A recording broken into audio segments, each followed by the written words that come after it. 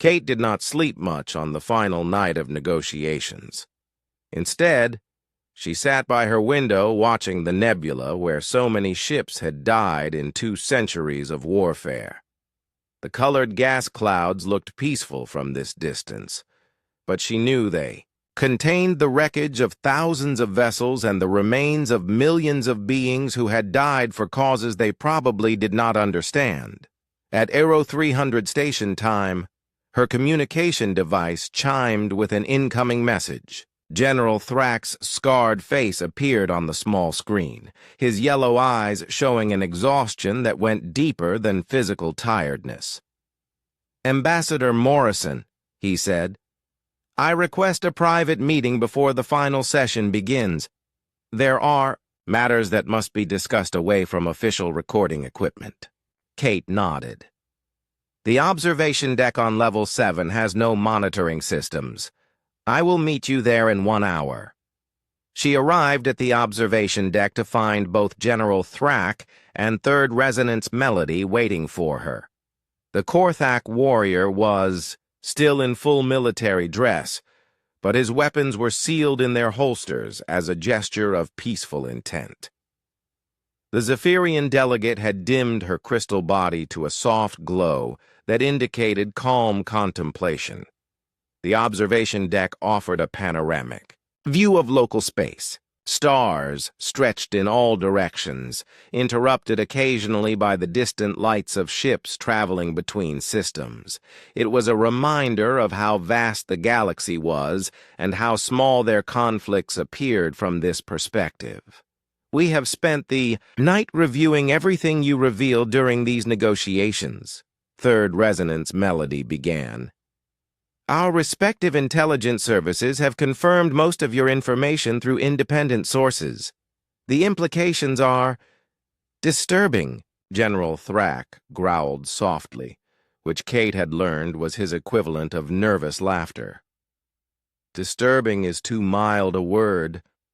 If your data about the Andromedan threat is accurate, both our empires have been manipulated into weakening ourselves at the exact moment when we should have been preparing for invasion." Kate walked to the large window and placed her hand against the transparent material. The manipulation was subtle but effective. Arms dealers who offered advanced weapons just when each side needed an advantage. Information brokers who provided intelligence about enemy positions at critical moments. Trade agreements that seemed profitable but actually created economic dependencies.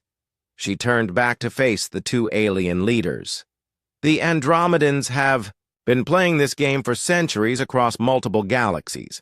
They identify the 2 strongest military powers in each region and create conditions that force them into prolonged warfare. When both sides are exhausted, the invasion fleet arrives to claim the territory and resources." Third Resonance. Melody's crystal body pulsed with complex light patterns that indicated deep thought. "You spoke of 47 species that humans have been building relationships with. Are these relationships part of a defensive alliance against invasion?" Kate shook her head. "Not originally. Humans began making friends throughout the galaxy because that is what we do naturally. We explore, we trade, we share information, and we help solve problems. The defensive potential only became apparent when we realized the invasion threat was real." General Thrak leaned against the window, his massive frame blocking out several stars. "What kind of defensive potential are you talking about?" 47. Minor species cannot stand against an invasion fleet designed to conquer entire galaxies. "You are thinking like a military commander," Kate replied. "Which makes sense because that is what you are.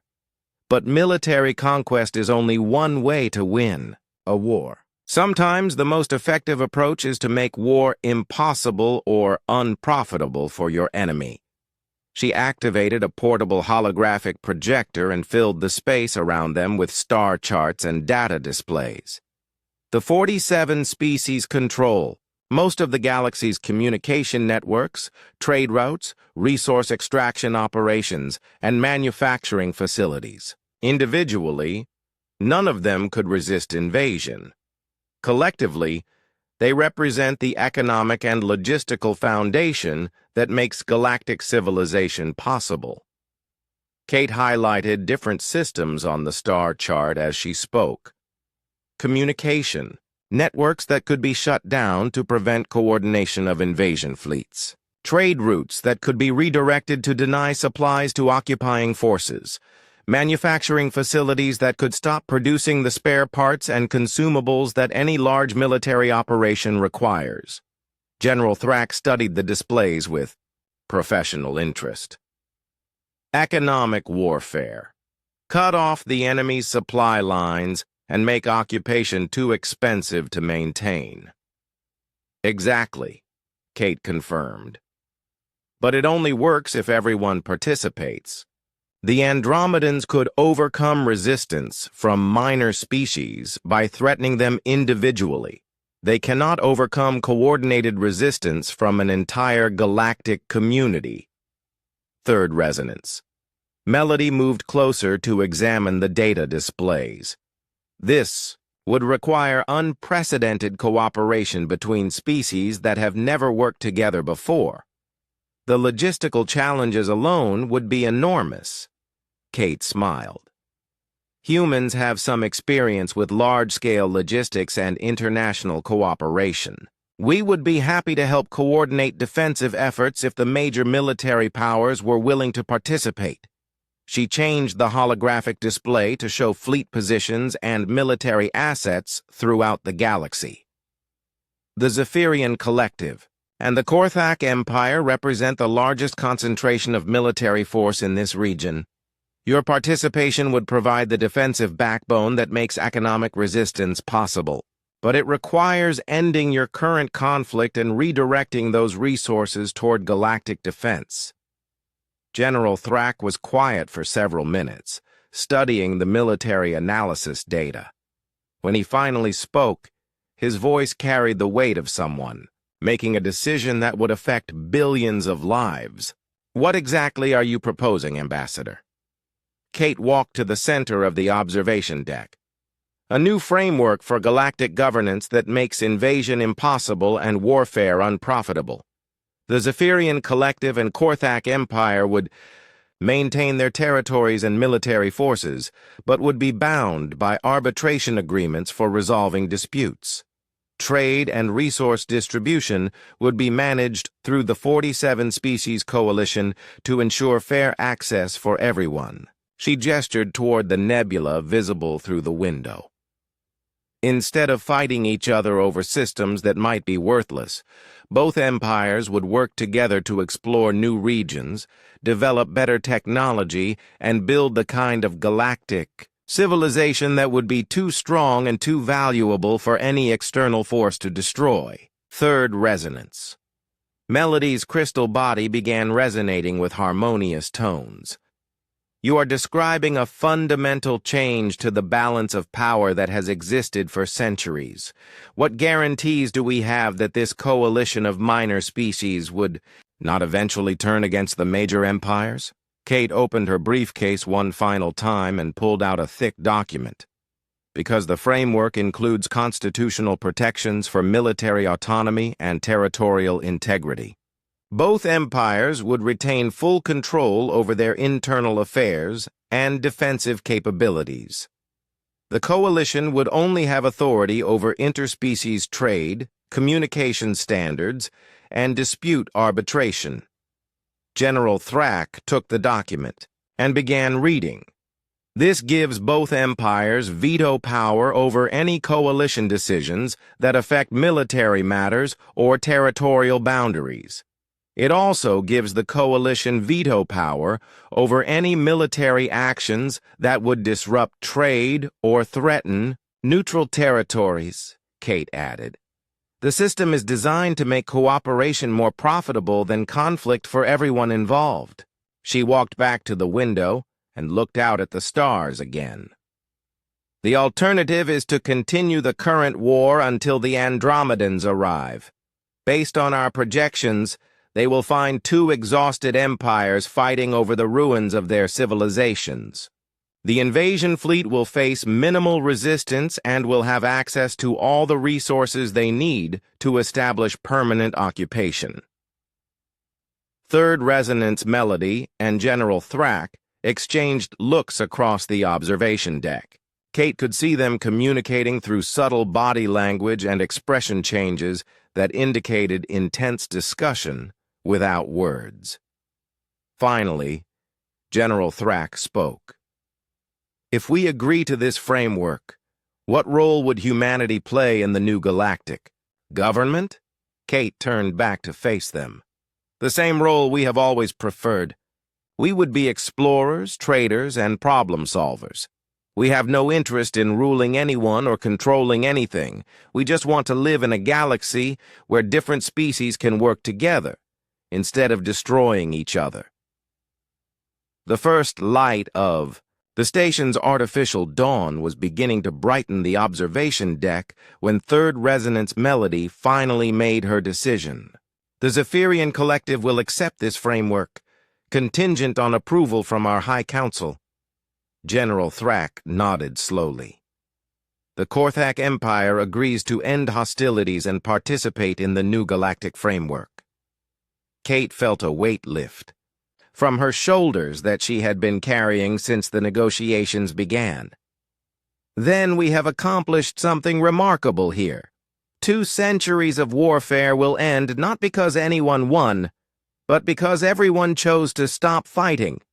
As they prepared to return to the assembly hall for the final session, Kate looked once more at the nebula where so many had died.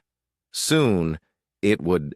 By the 4th day, Kate had systematically dismantled 17 different territorial claims from both empires. Each time she presented evidence that made the disputed regions worthless, dangerous, or impossible to hold. Unstable stars scheduled to explode within decades. Planets with atmospheric conditions that would kill colonists within months. Trade routes that passed through regions controlled by hostile alien species that neither empire had encountered before. The mood in the assembly hall had changed dramatically. The Zephyrian delegation no longer moved in perfect synchronization, and their harmonic communications had become sharp and discordant. The Korthak warriors were showing stress markers that Kate recognized from her cultural briefings. Extended claws, darker scale coloration, and aggressive posturing that indicated barely controlled anger. General Thrak finally lost his patience during a discussion about orbital defense platforms in the Rigel system. "Enough of these games," he snarled, his voice causing the translation systems to crackle with static. "You claim to have information about every disputed territory, every military installation, every economic resource in both our empires. This is impossible unless humans have been conducting systematic espionage operations against sovereign governments." Kate looked up from her notes with an expression of genuine confusion. "Espionage? General, everything I have told you comes from public sources or voluntary information sharing." Public sources, Third Resonance. Melody's crystal body was now pulsing with rapid red patterns that indicated extreme agitation. "You referenced classified military communications, confidential economic reports, and restricted scientific data. How is this information public?" Kate opened her briefcase and pulled out a thick stack of data tablets. "Because you published most of it yourselves," she said, distributing the tablets to both delegations. "Military communications that you broadcast on standard frequencies, economic reports that you filed with the Galactic Trade Commission, scientific data that your researchers presented at academic conferences." General Thrak picked up one of the tablets and his yellow eyes widened as he scrolled through the contents. "These are internal Korthak military assessments of supply line vulnerabilities. They were never meant to be seen outside our command structure. They were transmitted through the standard military communication network that passes through 47 different relay stations, Kate replied. Each relay station is operated by a different species, most of whom keep copies of interesting transmissions for their own analysis. Humans simply asked politely if we could review the archives. She pointed to another tablet. The Zephyrian research data on quantum manipulation technology was presented at the Interspecies Science Symposium last year. The conference proceedings are available to anyone who requests them. The economic reports were filed as required by galactic trade regulations, which means they are part of the public record. Third resonance melody made a sound like breaking glass. You obtained restricted information by exploiting legal requirements and communication protocols? We obtained available information by asking for it, Kate corrected. The same way we learned about the Korthak food shortage in the Outer Rim territories, or the Zephyrian political protests on your industrial worlds, or the fact that both empires have been secretly negotiating with arms dealers from the Andromeda Galaxy. The silence that followed was profound. Kate could see both delegations realizing that their most sensitive secrets were not actually secret at all. General Thrax's claws were now fully extended, and his breathing had become rapid and shallow. Third resonance. Melody's crystal body had gone completely dark except for small pulses of deep blue light. Kate continued as if she had not just revealed information that could destabilize both governments. The arms dealers are particularly interesting because they represent technology that neither empire currently possesses. Weapons that can disrupt both crystal matrix structures and reptilian nervous systems. The negotiations began 6 months ago, and both sides have been offering territorial concessions in exchange for exclusive access to these new weapon systems. General Thrax stood up so quickly that his chair fell over backward. How could you possibly know about those negotiations? They are taking place in deep space with no communication relays or recording equipment.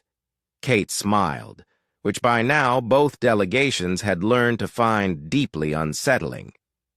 The negotiations are taking place on mobile space platforms that require regular supply runs for food, fuel, and maintenance. Human cargo ships have been providing those supplies under neutral shipping contracts.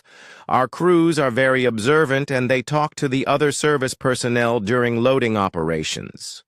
She gestured to the data displays around her table. The Andromedans are playing both sides, by the way. They are offering the same technology to each empire while secretly planning to sell upgraded versions to whoever wins the war. Their goal is to create a prolonged conflict that will weaken both civilizations and make this galaxy easier to invade. Third resonance. Melody's voice was barely above a whisper. You have evidence of an planned invasion from another galaxy? Kate nodded and activated new holographic displays. Long-range sensors have detected massive fleet movements in Andromedan space over the past 18 months.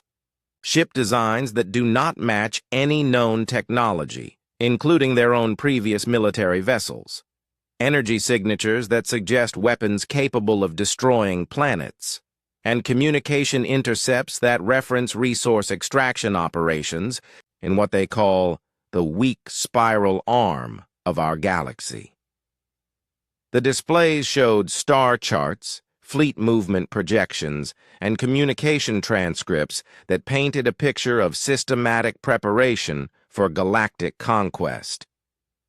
Kate let both delegations study the information for several minutes before continuing. The Andromedans have been funding your war through arms sales, information brokerage, and territorial concessions because they want both empires exhausted when their invasion fleet arrives. Conservative estimates suggest they will be ready to attack within 2 years. General Thrax sat back down heavily. Why are you telling us this? If humans know about an invasion threat, why reveal it to potential enemies? Kate closed her briefcase and stood up. Because you are not our enemies, General.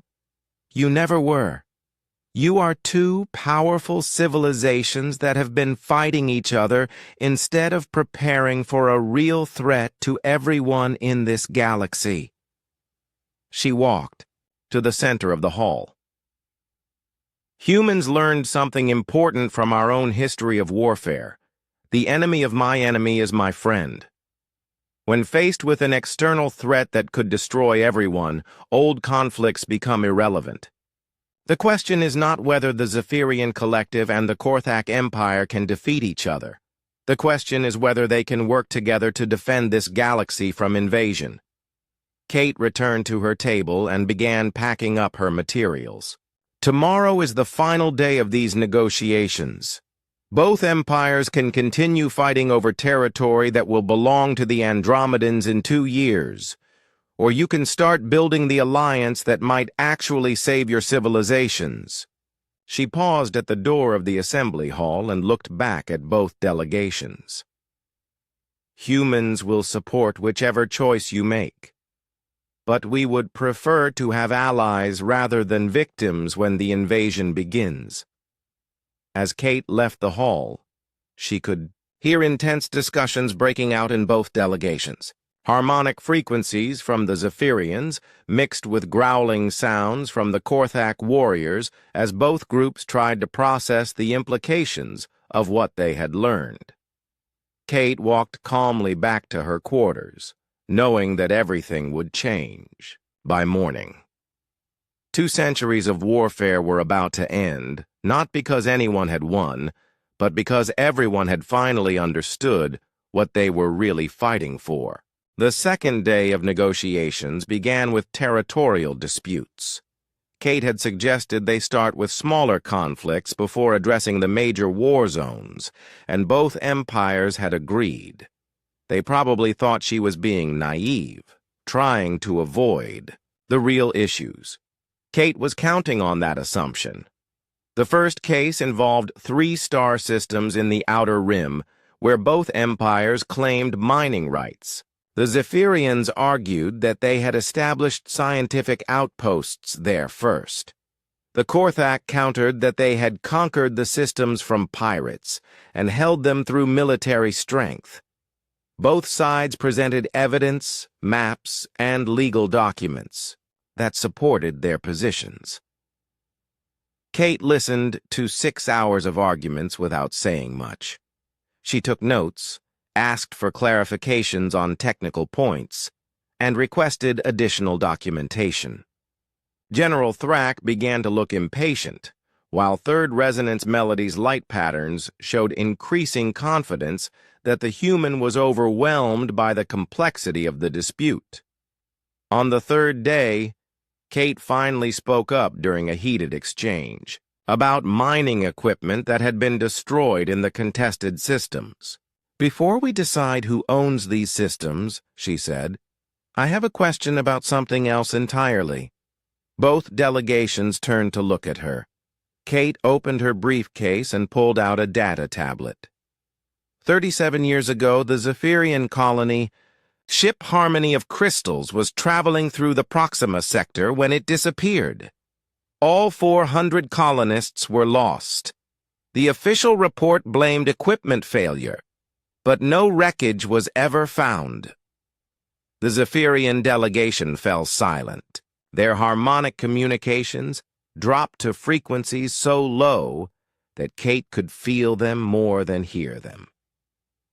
Third resonance. Melody's crystal body dimmed noticeably. 5 years ago, Kate continued, the Korthak exploration fleet under Commander Vex entered the same sector looking for new worlds to colonize. 3 ships, 200 warriors, complete radio silence after they passed the outer beacon. General Thrak's claws extended slightly, which Kate knew was an involuntary stress response. How did you learn about that mission? He demanded. Those records are classified.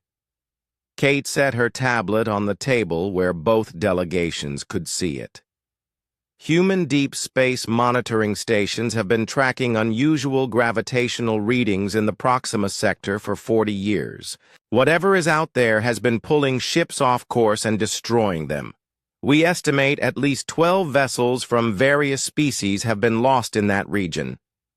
She activated the tablet, and holographic displays filled the air above her table. Star charts, sensor readings, debris analysis, and flight path reconstructions painted a picture of systematic destruction in a supposedly empty region of space. The gravitational anomalies are artificial, Kate explained. Something is using gravity weapons to capture ships and then destroying them completely. Our analysis suggests it might be an automated defense system left over from an ancient civilization, or possibly a military installation that is still active. Third resonance. Melody's voice was quieter than usual when she spoke. Why are you sharing this information? What do humans gain by revealing the fate of our ships? Kate stood up and walked around her table. Because you are arguing about mining, rights in systems that might be uninhabitable. The Proxima sector connects to 7 other regions, including 2 of the star systems you are fighting over. If there is an active threat in that area, colonizing nearby systems could be suicide for both your species. General Thrak leaned back in his chair, his yellow eyes studying Kate with new interest. You are suggesting that we should abandon our territorial claims because of some theoretical danger? I am suggesting that you should work together to investigate the threat before you get more of your people killed fighting over worthless real estate, Kate replied. Humans have detailed sensor logs, debris samples, and projection models that could help you understand what you are dealing with. But we are not going to share that information with 2 empires that are more interested in fighting each other than protecting their citizens. Kate returned to her seat and pulled out another tablet. This brings us to the second territorial dispute, the Kepler mining complex. Both empires claim ownership based on different legal precedents. The Zephyrians say they purchased the rights from the original inhabitants. The Korthaks say they conquered it fairly in battle. She activated new holographic displays. What neither of you mentioned is that the Kepler complex has been abandoned for 18 months. The reason is radiation poisoning from unstable mining equipment. The cleanup costs will exceed the value of all mineral resources in that system. For the next 50 years, both delegations began speaking at once, demanding to know how Kate had obtained detailed information about a restricted industrial site. Kate waited for them to quiet down before continuing. The third dispute involves commercial shipping lanes through the Centaurus Junction. Both empires want to control the toll stations and customs inspections. This is actually a reasonable thing to fight about since those trade routes generate enormous revenue. Kate pulled up traffic analysis data that made both delegations extremely uncomfortable. Unfortunately, the shipping companies have already solved this problem for you. Rather than pay fees to either empire, they have negotiated alternative routes through neutral space. The Centaurus Junction has lost 60% of its commercial traffic in the past 2 years. General Thrak's voice was dangerously quiet when he spoke. You seem remarkably well informed about military and economic secrets that should be impossible for humans to access. Kate nodded. We are well informed, General. That is the advantage of not being at war with everyone in the galaxy. While you and the collective have been fighting each other, humans have been talking to traders, explorers, researchers, and refugees from dozens of species. People tell you things when you are not threatening to shoot them. She gestured to the holographic displays around her table. Every piece of information I have shown you came from voluntary sources, ship captains who were grateful for rescue assistance, scientists who needed spare parts for their equipment, colonists who wanted medical supplies for their settlements, merchants who were looking for new trade partners. Third resonance. Melody's crystal body was now pulsing with rapid light patterns.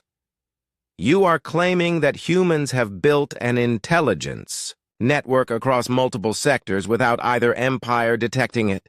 We have built a conversation network, Kate corrected. Intelligence networks are for enemies.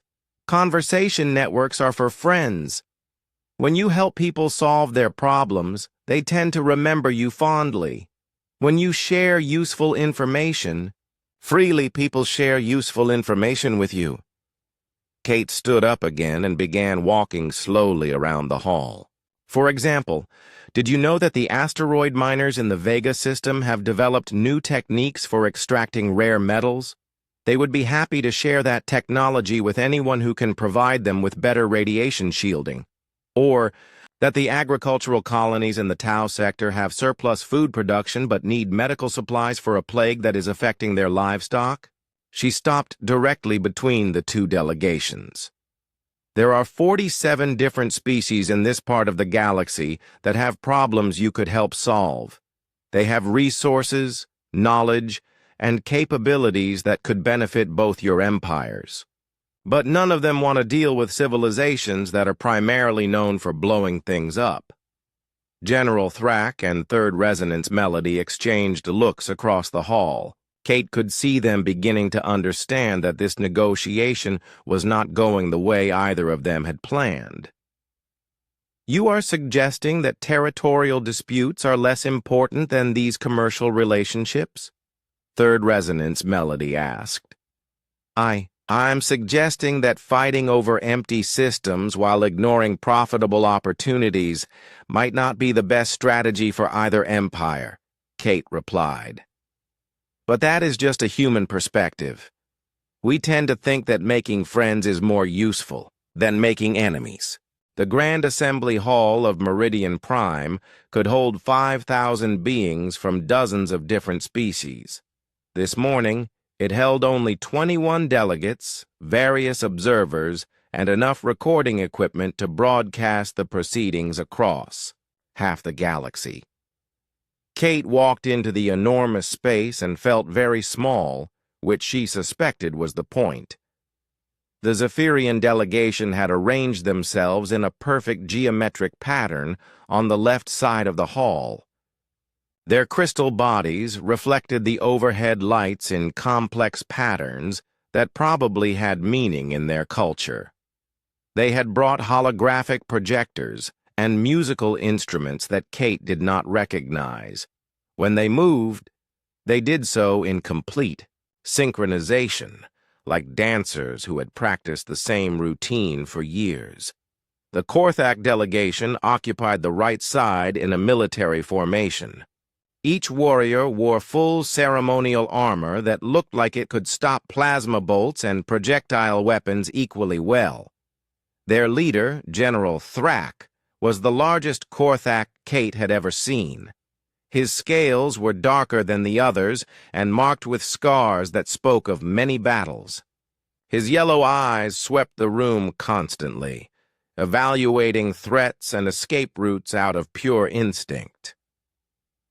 Kate took her position at a small table directly between the two groups.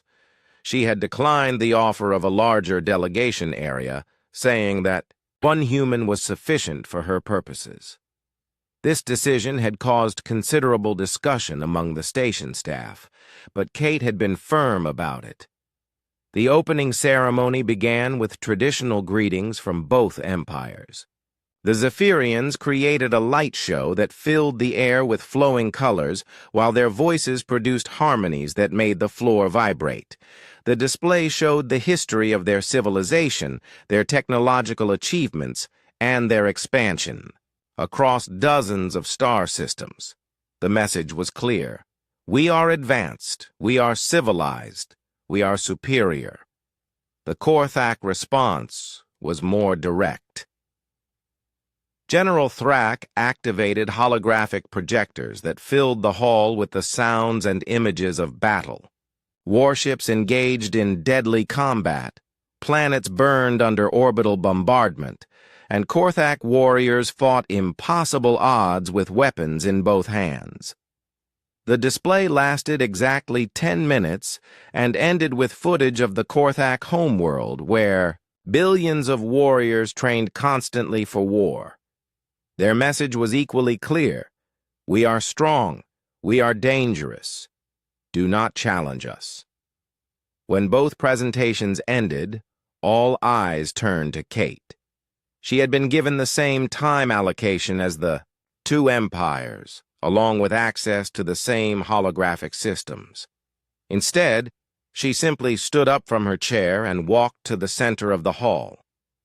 300 years ago, Kate began, a small group of Greek soldiers faced an army of over 1 million Persian warriors at a place called Thermopylae. The Greeks knew they would lose. They knew they would die. They chose to fight anyway, not because they thought they could win, but because someone had to make a stand. The translation systems worked overtime as Kate's words were converted into dozens of languages. She could see confusion on the faces of both delegations. This was not what they had expected from a human presentation. The Greeks lost that battle, Kate continued, but their sacrifice inspired others to keep fighting. The Persian Empire, despite its overwhelming power, eventually fell, not to superior weapons or larger armies, but to people who refused to surrender what they believed in. General, Thrak leaned forward in his chair. Kate could see interest in his yellow eyes, though she doubted he understood the point she was making. 1,500 years later, Kate said, a small group of Jewish fighters in Warsaw decided to resist the Nazi occupation of their city. They had almost no weapons, no military training, and no hope of victory. The German army had tanks, planes, and professional soldiers. The fight lasted 28 days. Every single member of the resistance died. Kate paused to let the translators catch up. The Zephyrians were making soft musical sounds that indicated deep thought. The Korthak were completely silent, which Kate knew meant they were paying serious attention. The Warsaw Ghetto Uprising inspired resistance movements across Europe. People who had been willing to surrender began to fight back. The Nazi Empire, like the Persian Empire before it, eventually fell. Not because they were defeated by superior force, but because they could not break the spirit of people who refused to give up. Kate walked slowly around the center of the hall as she spoke. Her voice was calm and steady, without the dramatic emphasis that both alien cultures used in their presentations. 60 years after that, Kate continued, humans decided to leave Earth and visit our moon. We had primitive rockets, basic computers, and no idea if our astronauts would survive the journey. Many people said it was impossible. We went anyway, not because we had to, but because we wanted to see what was there. She stopped walking and looked directly at the Zephyrian delegation. We did not go to the moon to conquer it or claim it as territory. We went because exploration is part of who we are. We planted a flag, took some pictures, collected some rocks, and came home. Then we shared what we learned with everyone. Now she turned to face the Korthak delegation. We did not build weapons to defend our moon base or threaten other nations. We built more rockets and went back again and again until space travel became normal for us. Now humans live and work throughout our solar system, not as conquerors, but as explorers. General Thrak made a sound that the translator interpreted as skeptical amusement. Your species fought wars for thousands of years before reaching space. You speak of peace now, but your history is written in blood. Kate nodded. You are absolutely right, General. Humans have fought more wars than we can count. We have made terrible mistakes and done horrible things to each other. But we learned something from all that fighting. She walked closer to the Korthak delegation. We learned that winning a war is not the same as solving a problem. You can defeat an enemy, but if you do not address the reasons they fought you, the conflict will continue. Sometimes with the same enemy, sometimes with new ones who learned from watching your previous battles. Third Resonance Melody spoke for the Zephyrian delegation. Humans speak of learning from conflict, yet you maintained standing armies and nuclear weapons throughout your development. Your words suggest wisdom, but your actions suggest the same aggressive instincts we see in the Korthak. Kate smiled, which she knew would confuse both species, since smiling did not exist in their cultures. That is exactly my point. We kept weapons because we knew we might need to defend ourselves. But we also kept talking to our enemies, trading with them, sharing scientific discoveries, and slowly building relationships that made war less attractive than cooperation. She returned to the center of the hall. Humans eventually created a global government, not through conquest but through negotiation. It took us over 200 years, and we still have problems, but we stopped fighting wars against each other. We learned that the strongest position is not the one that can destroy your enemies, but the one that can convince your enemies to become your friends. The hall was completely silent now. Kate could see both delegations processing her words and trying to understand how they applied to their current situation. The Zephyrian Collective and the Korthak Empire have been at war for 2 centuries, Kate said. In that time, billions of people have died, thousands of worlds have been damaged, and both civilizations have spent resources that could have been used to explore new star systems, develop better technology, or simply make life better for their citizens. She looked at each delegation in turn. You have both proven that you are strong enough to hurt each other. You have both demonstrated advanced technology and military skill. You have both shown that you can endure terrible losses and keep fighting. The question now is not whether you can continue this war, but whether you are wise enough to end it. Kate walked back to her small table and sat down. Humans did not come here to choose sides or to be impressed by displays of power. We came here to see if 2 great civilizations are ready to solve their problems instead of just fighting about them. Kate Morrison stared out the small window of her transport ship as it approached Meridian Prime. The space station looked like a giant metal flower floating in the darkness between stars. Its 6 arms stretched out from a central hub, each one bigger than most human cities. She had never seen anything like it before, but she kept her face calm and steady. The pilot was a Centauri trader who had been making runs to neutral stations for 20 years. He glanced back at her with his 4 eyes and made a sound that his translator turned into laughter. "First time seeing a Galactic Council station, human?" he asked. Kate nodded once. "Well, you picked quite the event for your first visit. 200 years of war might end here, or it might get much worse." Kate adjusted her simple gray diplomatic suit and checked her briefcase one more time. Inside were data tablets, star charts, and trade agreements that most people would find boring. She had spent 3 months studying every detail about the Zephyrian Collective and the Korthak Empire, their languages, their cultures, their military tactics, their economic systems, everything she could learn about 2 species that had been trying to destroy each other since before humans had invented faster-than-light travel. The docking process took 40 minutes. Kate watched as massive mechanical arms grabbed their small ship and guided it into one of the station's many bays. Through the speakers, she heard at least 6 different alien languages as traffic control coordinated the arrival of dozens of ships. Some were bringing delegates like herself. Others carried reporters from news services across the galaxy.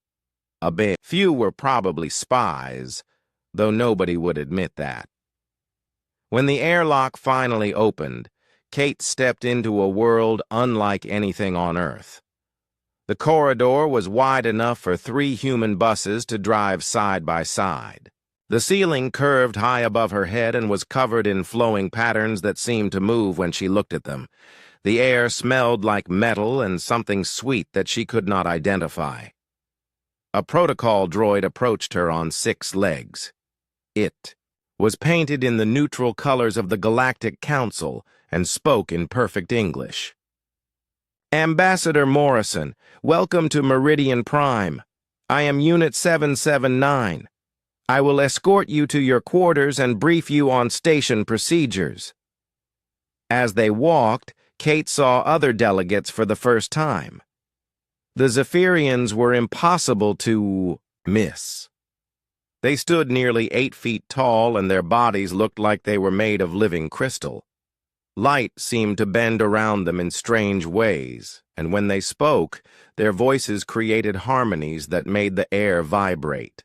Kate counted 6 of them walking together in perfect formation. The Korthak delegation was smaller, but more intimidating. They looked like 7-foot-tall lizards who had learned to walk upright and wear military uniforms. Their scales were dark green with golden patterns, and their eyes were bright yellow. Each one carried weapons that were probably ceremonial but looked deadly enough. Kate noticed they kept their distance from the Zephyrians, even in the wide corridor. The Zephyrian Collective has sent 12 delegates, the droid explained as they walked. The Korthak Empire has sent 8. Various minor species have sent observers. You are the only representative from humanity. Kate already knew this, but she let the droid continue its briefing. She had volunteered for this assignment when every other human diplomat had found reasons to be busy elsewhere. Most people back on Earth thought she was either very brave or very stupid.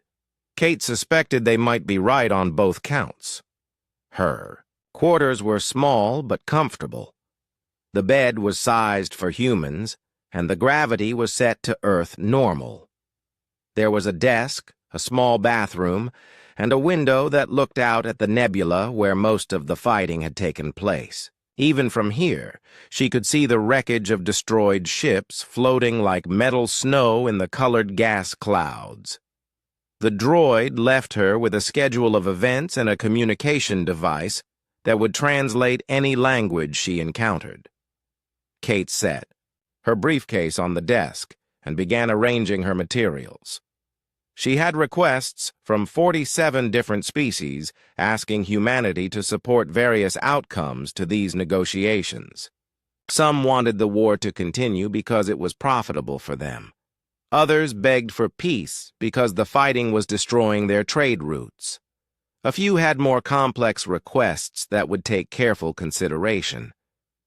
What none of them seemed to understand was that Kate had not come here to pick sides. She had come to end the fighting, not just redirect it. There was a soft chime at her door. Kate opened it to find a Zephyrian delegate standing in the hallway. Up close, the alien was even more impressive. Its crystal body caught the corridor, lights, and threw rainbow patterns on the walls. When it spoke, the sound was like a choir singing in perfect harmony. I am Third Resonance Melody, speaker for the collective in matters of human relations. We wish to discuss your position before formal negotiations begin tomorrow.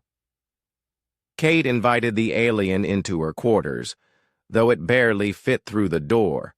Third Resonance. Melody moved with flowing motions that made Kate think of water or wind. It did not sit, but instead positioned itself near the window where the light made its body sparkle. Humans are new to galactic politics, the alien said. We understand that your species may not fully comprehend the complexity of this conflict. The Korthak are violent by nature. They respect only strength. We hope you will recognize the civilized choice in these negotiations. Kate listened carefully. The Zephyrian's words were polite, but the message was clear. Choose our side or be ignored. She had expected this approach from both empires. I appreciate your concern, Kate replied, but humans have experience with long wars and difficult choices. We will listen to all parties before deciding anything. Third resonance. Melody's light patterns shifted in what Kate's briefings had, told her indicated surprise. You speak as if humanity has options in this matter. Your species controls certain hyperspace routes that would be useful, but you lack the military power to influence the outcome of our conflict. Kate smiled, which seemed to confuse the alien even more. You might be surprised what influence looks like when you are not expecting it. After the Zephyrian left, Kate returned to her preparations. She had 6 hours before the opening ceremony, and she intended to use every minute. Tomorrow would begin 3 days of negotiations that could reshape the galaxy. 2 of the most powerful military forces known to exist would try to convince or intimidate her into supporting their positions. They had no idea what they were dealing with. Kate Morrison was a human diplomat, and humans had their own ways of ending wars.